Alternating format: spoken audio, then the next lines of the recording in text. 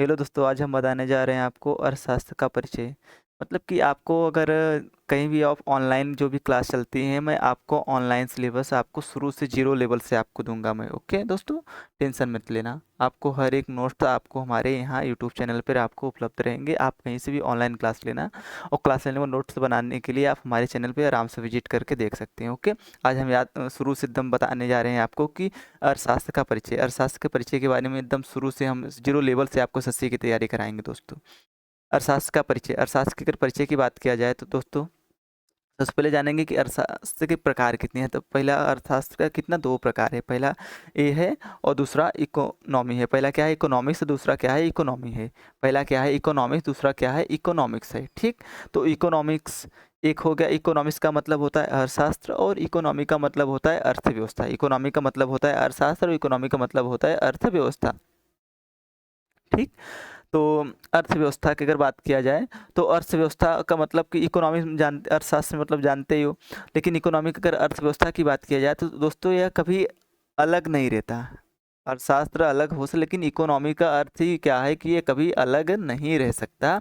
इसके साथ कोई जैसे कि भारतीय अर्थव्यवस्था, जापानी अर्थव्यवस्था, चीनी अर्थव्यवस्था, अदरवाइज ये सब इसमें मिल के रहेंगे। ठीक है, ओके दोस्तों, अब हम बात करेंगे हाँ अर्थशास्त्र। अगर बात इकोनॉमिक्स अर्थशास्त्र की अगर बात किया जाए तो अर्थशास्त्र क्या है तो उसके बारे में जानेंगे पहले।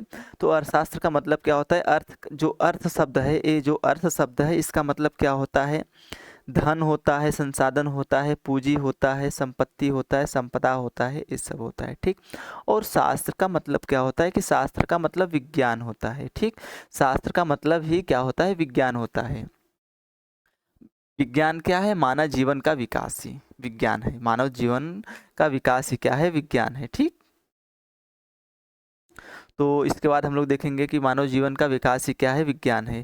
ठीक? अब यहाँ पे देखो, बात किया जाए संसाधन। अगर संसाधन की बात किया जाए, संसाधन क्या है तो संसाधन देखो, अगर हम बात किया संसाधन तो हमको जो मानव के द्वारा आवश्यकता की पूर्ति करता हो, जो मानव के द्वारा आवश्यकता की पूर्ति करता हो। जैसे क्या होता है, मानव के द्वारा आवश्यकता की पूर्ति सिर्फ दो ही प्रकार से किया जा सकता है, एक समान के, दूसरा सेवा करके। तो देखो, समान कर बात किया जाए तो गुड्स यानी कि समान वस्तुएं, वस्तु यानी कि जिसे देखा जा सकता हो, स्पर्श किया जा सकता हो, और द्रव्यमान हो यानी कि उसकी कोई जगह घेरती हो। ठीक?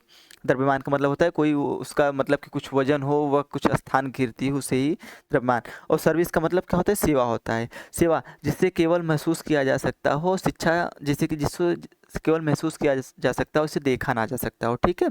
इसमें क्या होता है, शिक्षा आता है और चिकित्सा आता है और सॉफ्टवेयर, बैंकिंग, दूरदर्शन, ये सब क्या है कि इसमें आ जाते हैं। ठीक है? अब हम बात करेंगे कि अर्थशास्त्र की परिभाषाएं।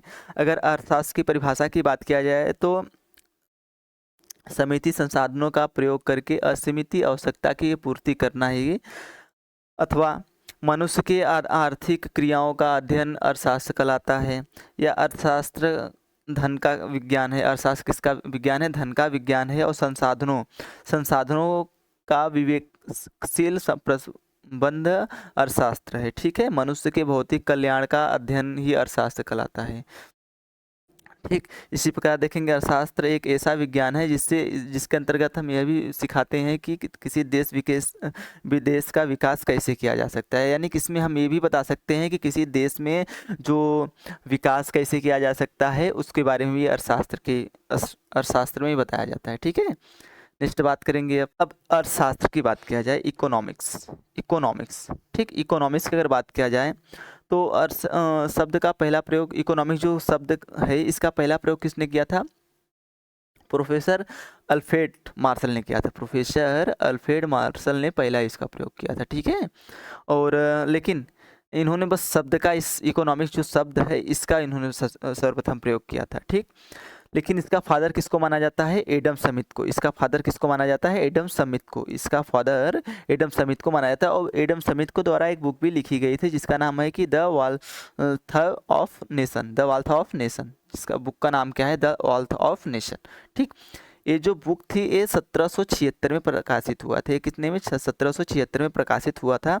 और बात किया जाए कि आधुनिक अर्थशास्त्र जनक कौन है, अगर आधुनिक अर्थशास्त्र के जनक की बात किया जाए तो ये कौन है, प्रोफेसर जी एम किंग्स हैं।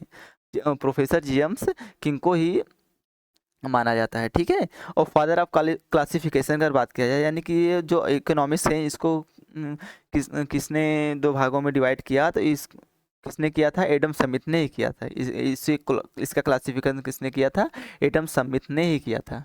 ठीक है दोस्तों, अब हम आपसे मिलेंगे नेक्स्ट वीडियो में। हेलो दोस्तों, आज हम जानेंगे अर्थशास्त्र के प्रकार। क्या, अर्थशास्त्र के प्रकार। अर्थशास्त्र के प्रकार जो हैं कि ये किसने किया था, अर्थशास्त्र के प्रकार जो हैं दो भागों में डिवाइड किया गया था। पहला क्या है, माइक्रो इकोनॉमिक्स, दूसरा क्या है, मैक्रो इकोनॉमिक्स। पहला क्या है, माइक्रो इकोनॉमिक्स, और दूसरा क्या है, मैक्रो इकोनॉमिक्स। मैक्रो इकोनॉमिक्स और माइक्रो इकोनॉमिक्स अगर हम बात करें तो ये किसने क्लासिफिकेशन किया था, तो रेगनर फ्रिस ने विभाजन दो भागों में किया था। रेगनर फ्रिस ने विभाजन दो भागों में किया था। कौन कौन से, यानी कि जो रेगनर फ्रिस थे ये क्या थे कि नॉर्वे के प्रसिद्ध अर्थशास्त्री थे। क्या थे, नॉर्वे के प्रसिद्ध अर्थशास्त्री थे। जो रेगनर फ्रिस थे वो क्या थे, नॉर्वे के अर्थशास्त्री थे। ठीक, अगर बात करेंगे माइक्रो इकोनॉमिक्स की, ठीक है, माइक्रो इकोनॉमिक्स क्या है, तो सूक्ष्म अर्थशास्त्र, जिसे हम विशिष्ट अर्थशास्त्र भी कहते हैं। ठीक, सूक्ष्म अर्थशास्त्र अथवा विशिष्ट अर्थशास्त्र भी कहते हैं। ठीक, अगर हम बात करेंगे कि सूक्ष्म अर्थशास्त्र में आता क्या है, तो एक व्यक्ति का विकास, एक व्यक्ति का विकास, एक व्यक्ति का उद्यम और एक व्यक्ति का उत्क्रम। हाँ, ये सब क्या होता है, उपभोक्ता के आधार पर, उत्पादन के आधार पर, कीमत के आधार पर। इसके किसके आधार पर करते हैं, उपभोक्ता के आधार पर और उत्पादन के आधार पर और कीमत के आधार पर। अब विशिष्ट अर्थशास्त्र क्या है, एडम स्मिथ है। इसके फादर्स कौन है, एडम स्मिथ जी हैं। इसके विशिष्ट अर्थशास्त्र के फादर कौन है, एडम स्मिथ हैं।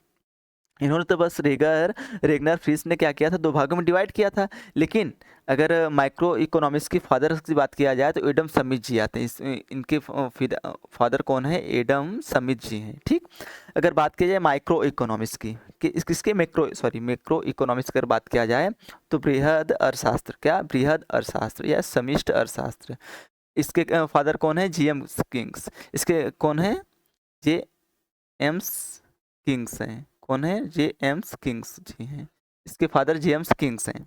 ठीक, संपूर्ण देश का विकास, इसमें क्या आता है कि संपूर्ण देश का विकास आएगा। ठीक, इसमें किसका आएगा, संपूर्ण देश का विकास जो होता है वही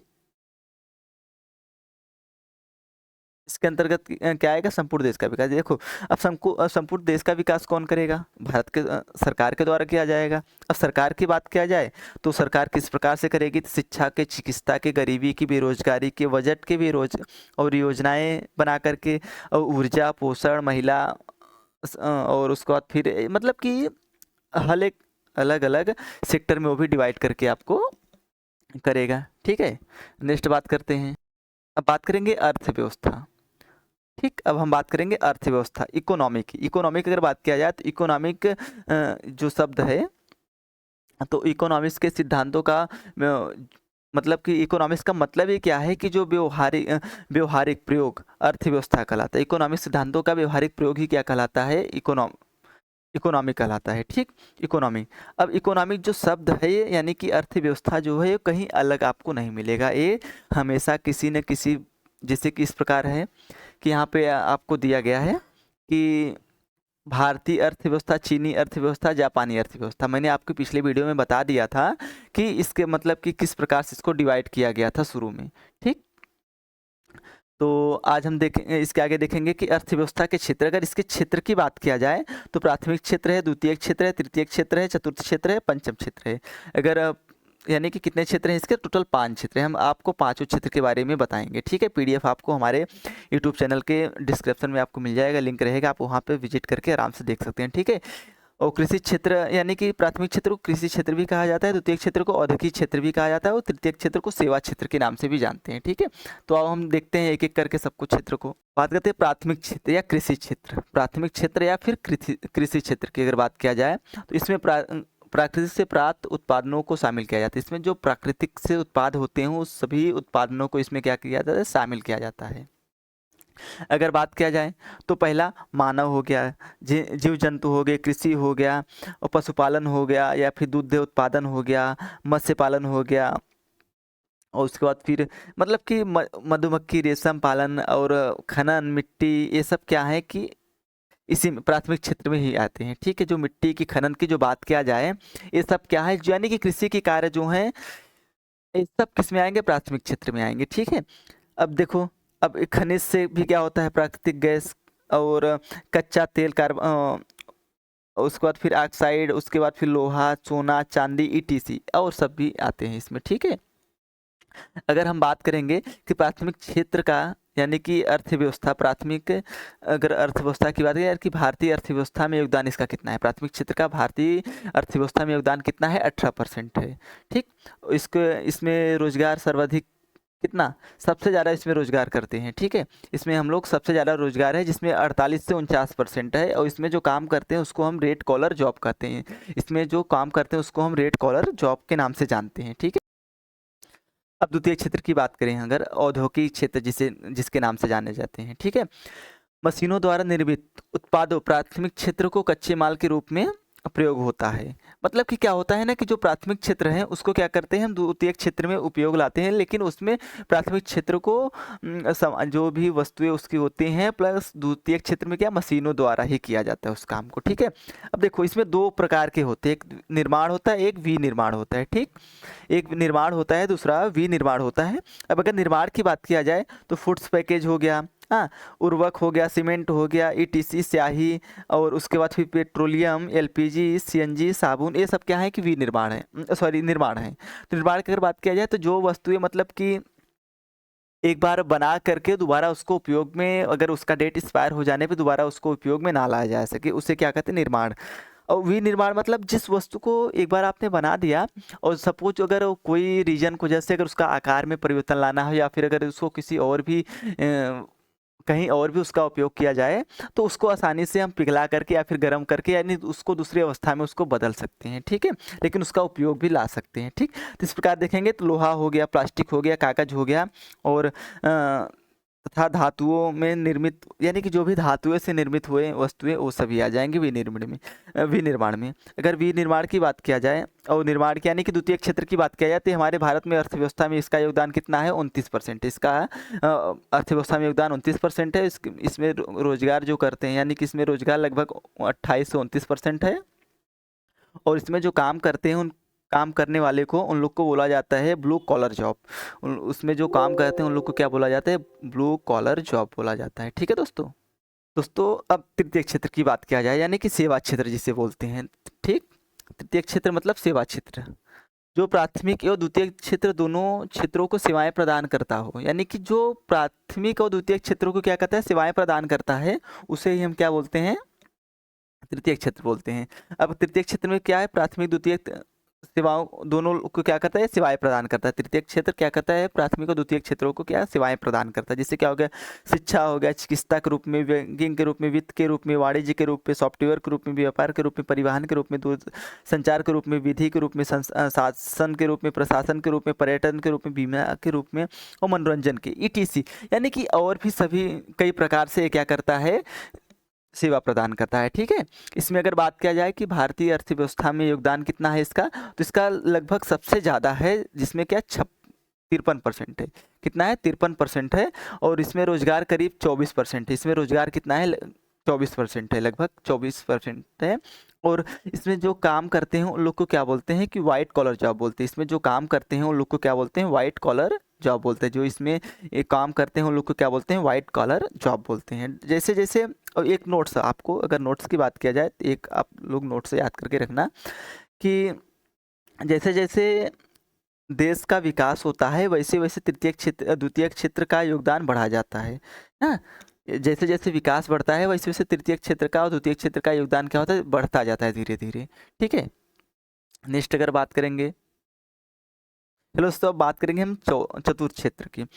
अब चतुर्थ क्षेत्र की बात किया जाए तो इसमें इसमें कर प्रबंध, सॉफ्टवेयर डेवलपर और शेयर बाजार, मीडिया, ईटीसी आते हैं। यानी कि इसमें क्या होता है कि जो सॉफ्टवेयर बनाते हैं, जो सॉफ्टवेयर डेवलपमेंट करते हैं, एप्लीकेशन बनाते हैं, जो शेयर बाजार है, जो मीडिया है, ये सब क्या आ जाते हैं, चतुर्थ में आ जाते हैं, चौथे क्षेत्र में आ जाते हैं। ठीक है, इसमें जो काम करते हैं उसे क्या बोलते हैं, ग्रे कॉलर जॉब।